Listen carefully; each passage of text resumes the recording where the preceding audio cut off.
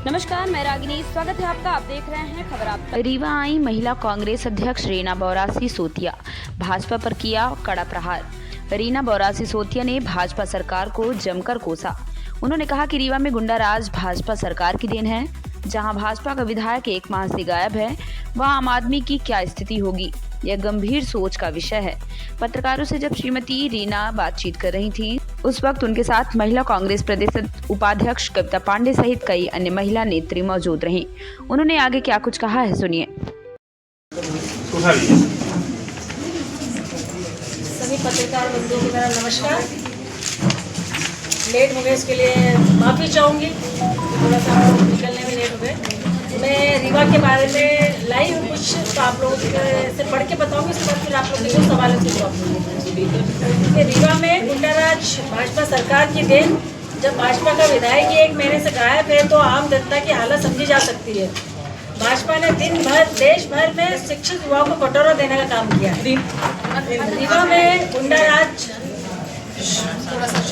में गुंडाराज भाजपा सरकार की देन है। भाजपा का विधायक जब 1 महीने से गायब हो तो फिर जनता की हालत समझी जा सकती है।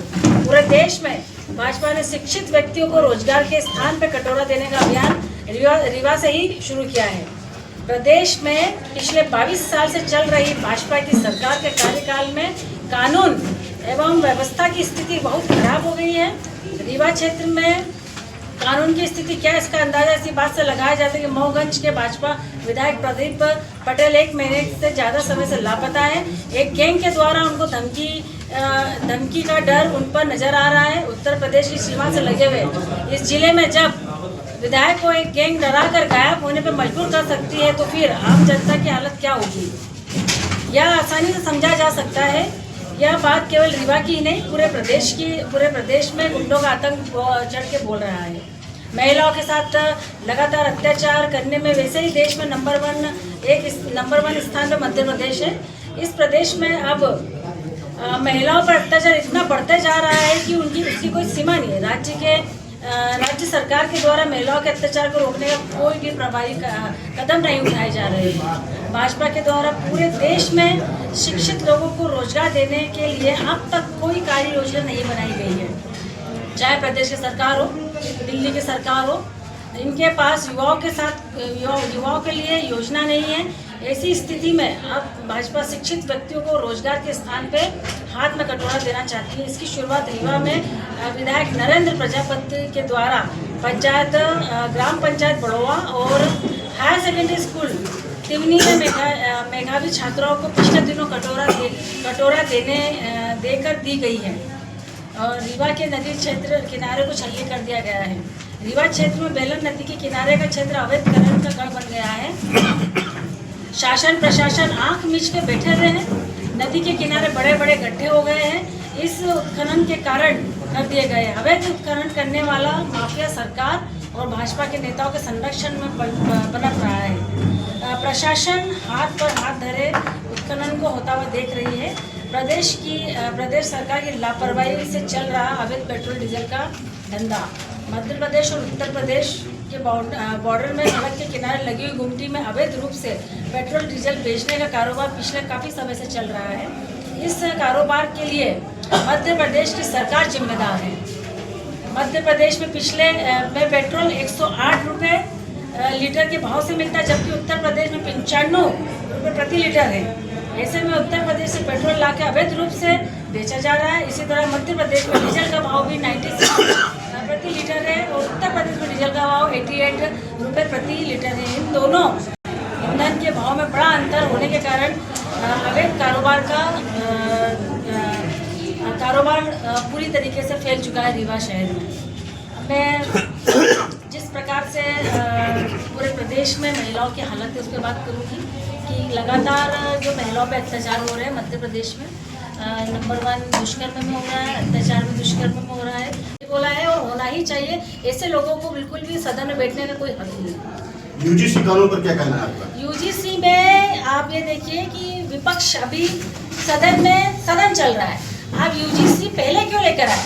आप हमसे चर्चा करते, हम विपक्ष वहाँ बैठता, उसके लाभ और हानि हम दोनों चीज बताते, उसके बाद आप कुछ करते तो हम उनके साथ में रहते। अब ये तो बोर्ड में चला गया, अब तो ये कोर्ट में चला गया ये मामला, तो अब अभी तो जो कोर्ट फैसला करेगी वो करेंगे।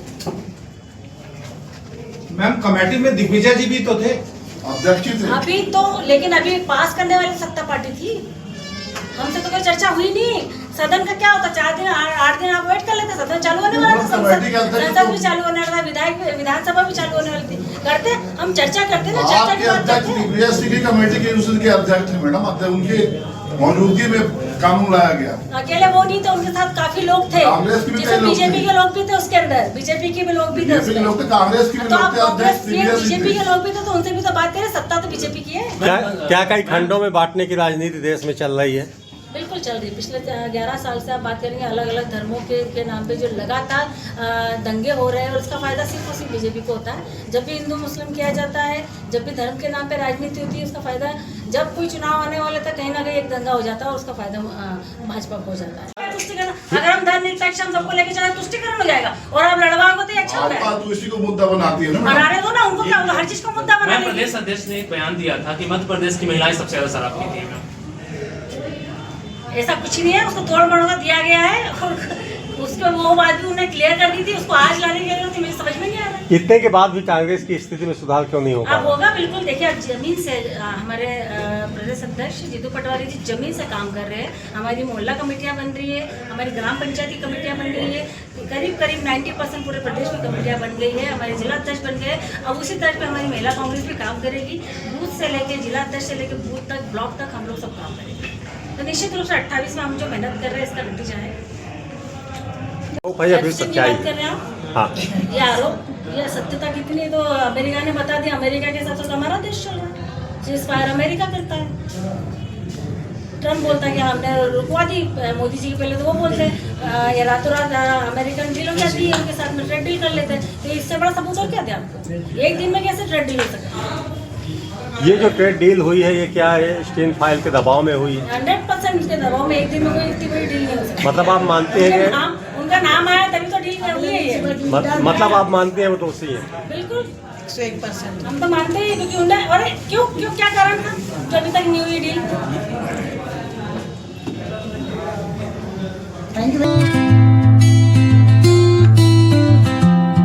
मैं डॉक्टर अमिता सिंह शिवा आरोग्यम हॉस्पिटल में मैं एज ए गायनिकोलॉजिस्ट काम करती हूँ। मेरे हॉस्पिटल में गायनी से रिलेटेड हर तरह की सुविधाएं हैं। सिजेरियन होता है, हिस्टेक्टमी होती है, और ओपीडी केसेस भी बहुत अच्छे से देखे जाते हैं, और भी केयर है ओपीडी की, माइनर ऑपरेशंस भी होते हैं, और टाइम टू टाइम जब भी इमरजेंसी होती है हम 24 आवर अपने हॉस्पिटल में अवेलेबल रहते हैं। एनी टाइम कोई भी पेशेंट अगर फोन पे भी अवेलेबल होता है या व्हाट्सएप पे अवेलेबल होता है तो भी हम उसको पूरी केयर देते हैं। पूरी कोशिश करते हैं कि हमारी तरफ से मरीज को किसी भी प्रकार की समस्या ना हो।